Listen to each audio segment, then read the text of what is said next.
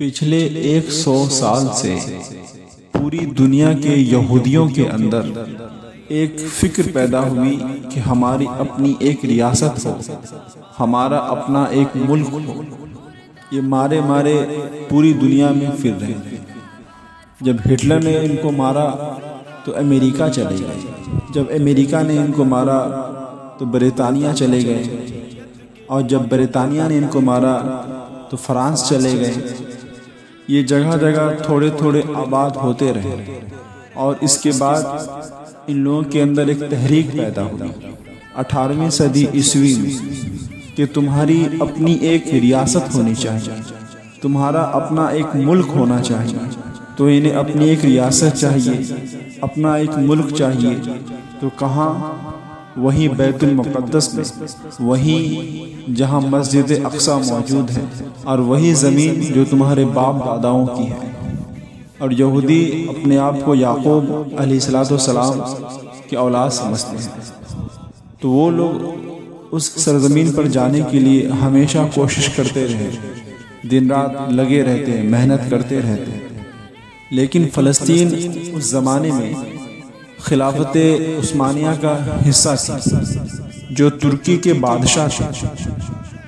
ترکی کے انڈر میں فلسطین آتا تھا، اور ان کی مجال نہیں تھی کہ فلسطین میں اپنی حکومت جمائے، وہاں اپنا ملک بنائے، وہاں اپنی ریاست بنائے۔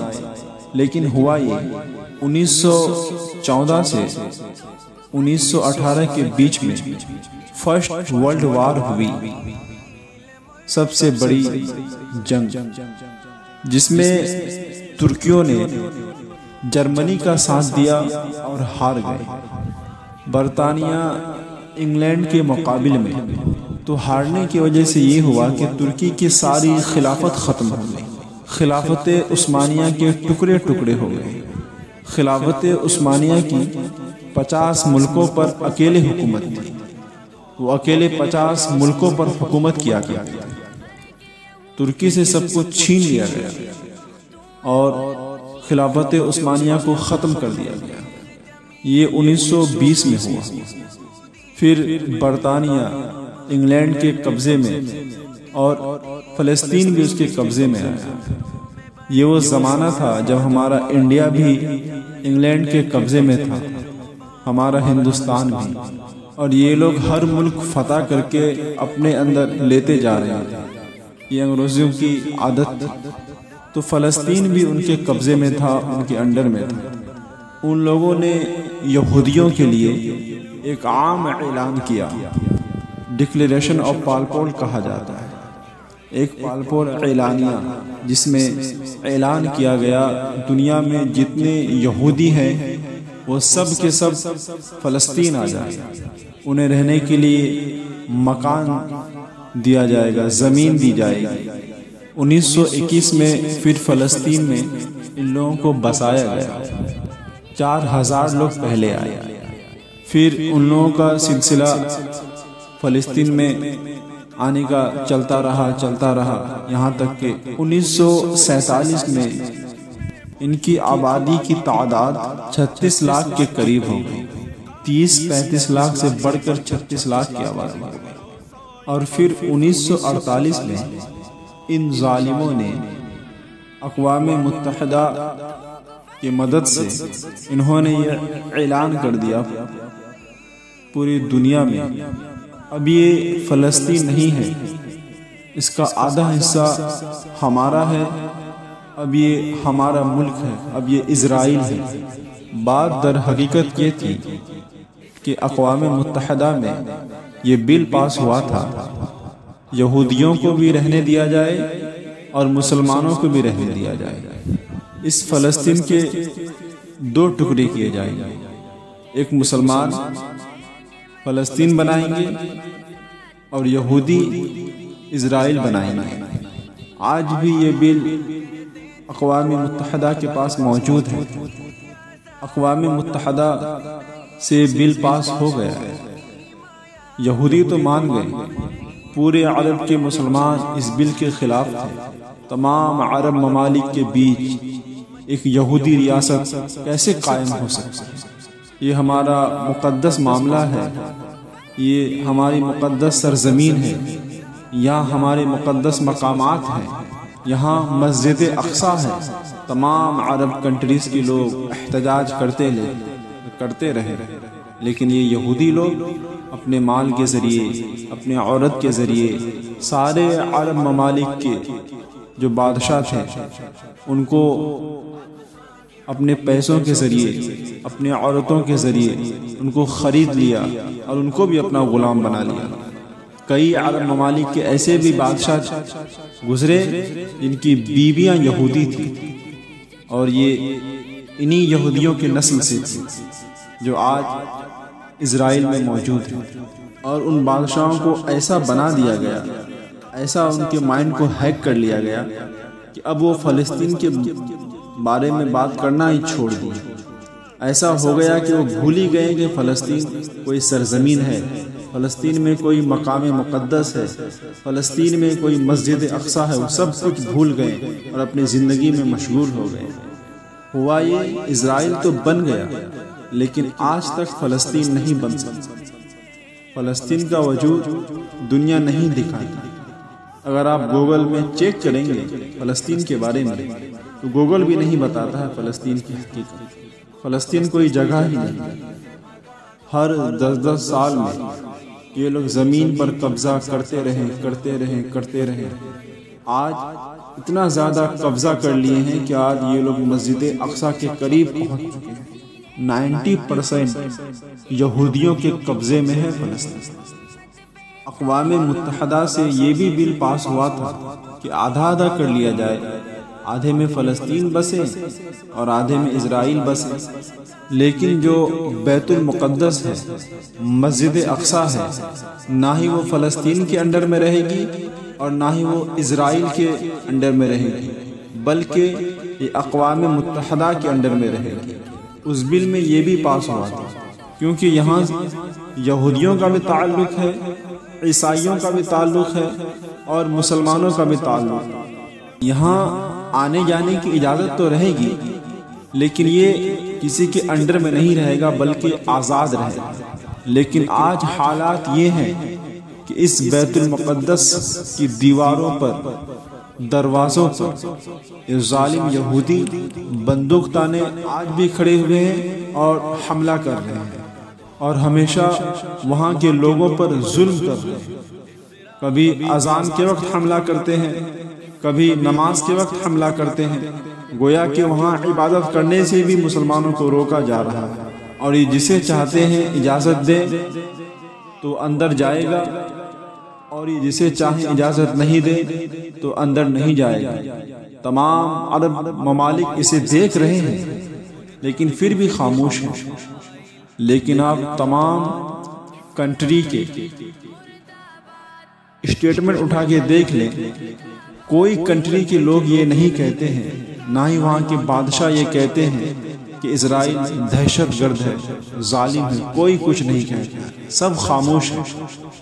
اگر میں آپ کو آنکڑے بتاؤں گا تو آپ کے رونگٹے کھڑے ہو جائیں گے۔ فلسطین کے مسلمانوں میں سے اب تک 2.5 لاکھ صرف بچوں کو قتل کیا گیا۔ ان اسرائیلوں شیطانوں نے قتل کیا بچوں کو 2.5 لاکھ۔ آج بھی یہ ڈیٹا موجود ہے، انٹرنیٹ پر موجود ہے۔ بہت بڑی ویب سائٹ ہے، انہوں نے اس حادثے کو شو کیا ہے کہ اسرائیل نے 2.5 لاکھ بچوں کو وہاں قتل کیا بے رحمی سے۔ اقوام متحدہ کے بھی رپورٹ موجود ہے کہ فلسطین میں کتنے بچوں کو مارا گیا ہے، کتنے لوگوں کو مارا گیا ہے۔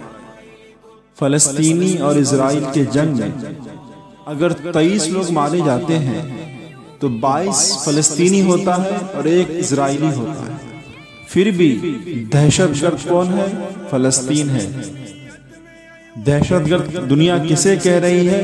فلسطین کو کہہ رہی ہے۔ ٹیررسٹ کون ہے؟ تو فلسطین ہے۔ آتنکواد کون ہے؟ تو فلسطین ہے۔ میرے عزیزوں، یہ دنیا کے لوگ ہمارے ساتھ کھیل کھیل رہے ہیں، ہمیں دھوکہ دے رہے ہیں۔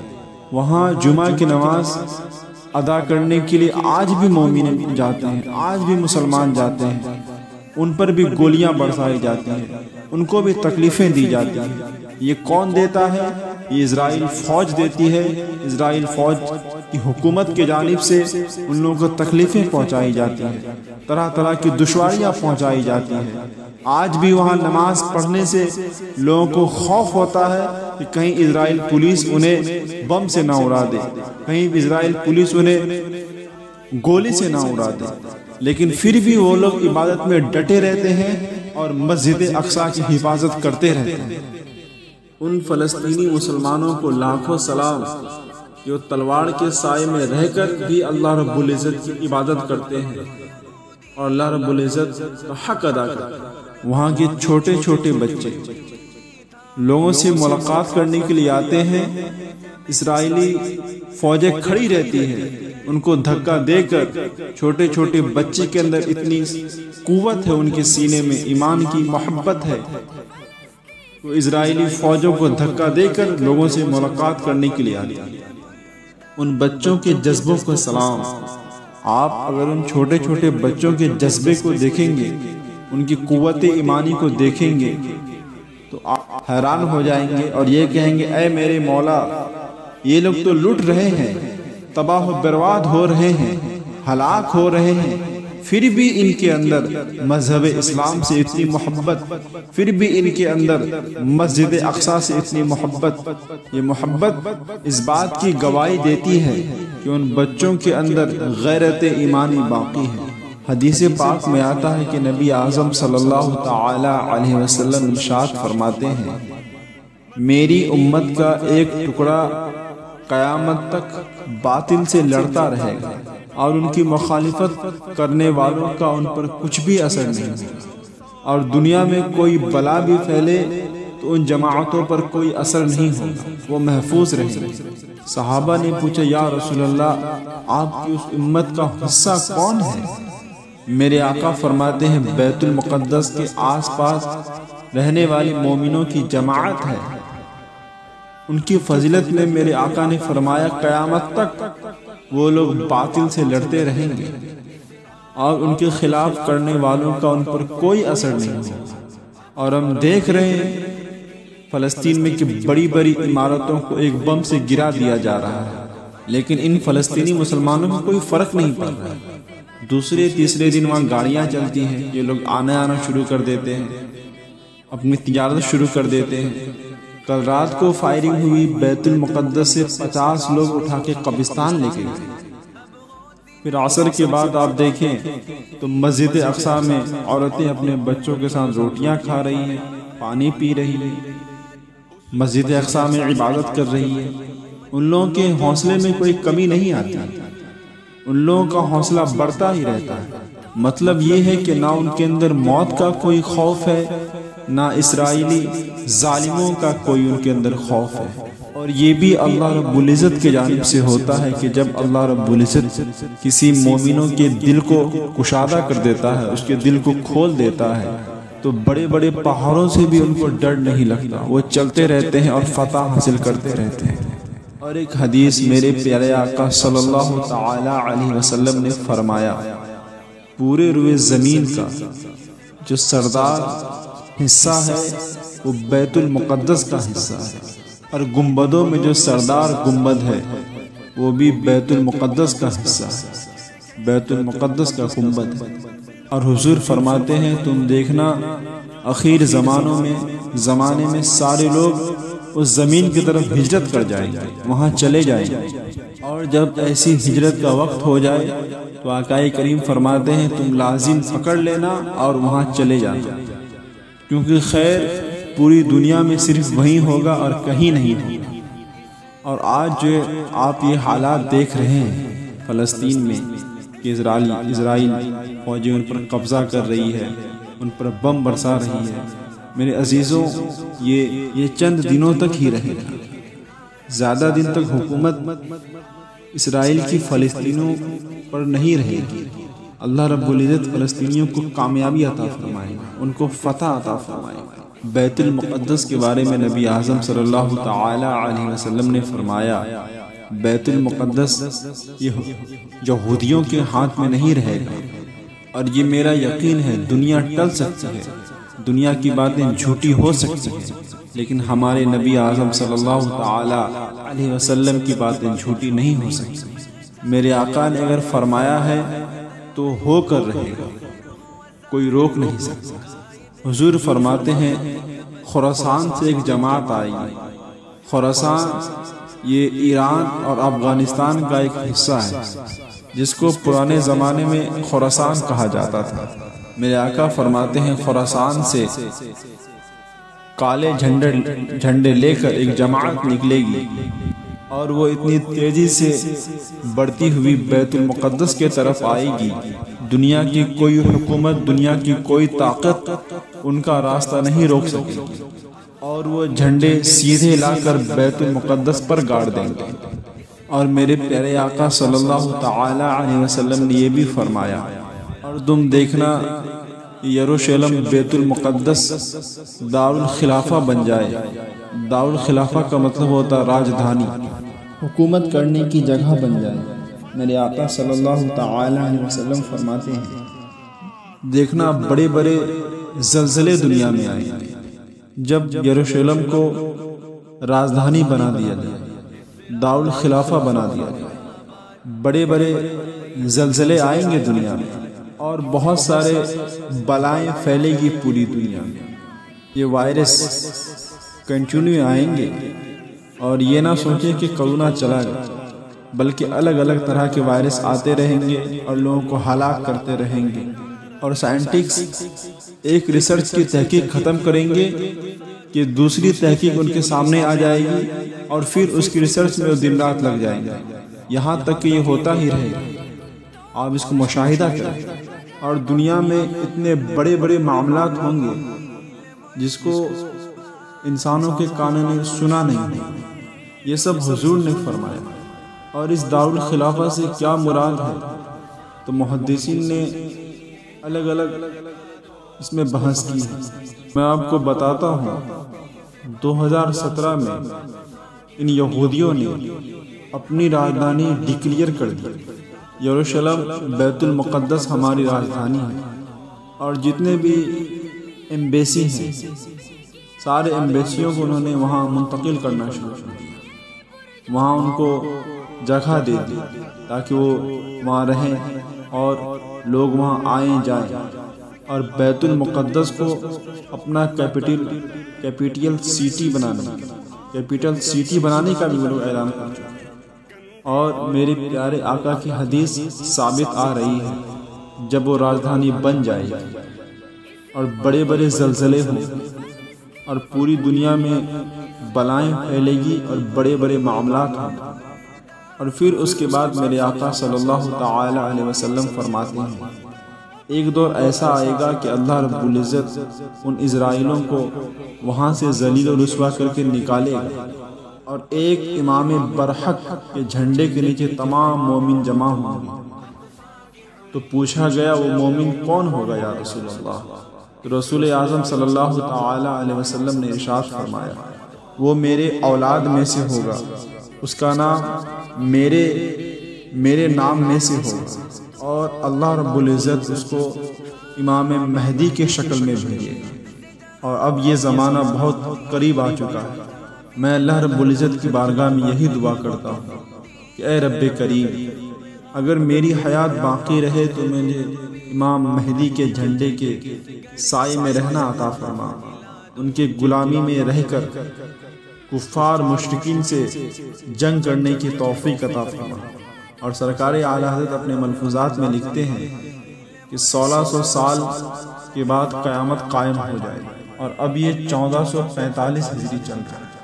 اللہ رب العزت ہم سبوں کو ہدایت عطا فرمائے اور مضبوطی کے ساتھ مسلک اعلی حضرت پر قائم عطا فرمائے، اور اللہ رب العزت بیت المقدس کی حفاظت عطا فرمائے، اور تمام مسلمانوں کو متحد ہو کر بیت المقدس کی حفاظت کرنے کی توفیق عطا فرمائے۔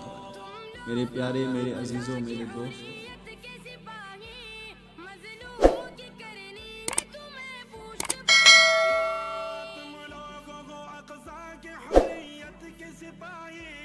مظلوم کی کرنی ہے تمہیں پشت پناہی۔